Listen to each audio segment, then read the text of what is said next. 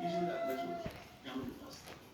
سو انا بكره بشوف مشاكل بين العرب والسوريين، وربنا يعني قلت له انه لازم نبني على الحلول مش على المشاكل بلبنان.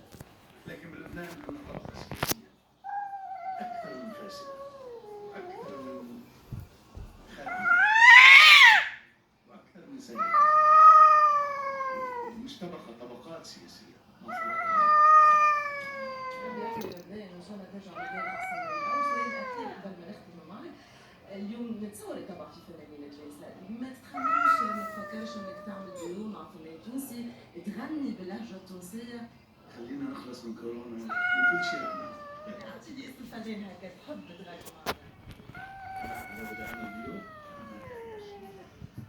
كان في معي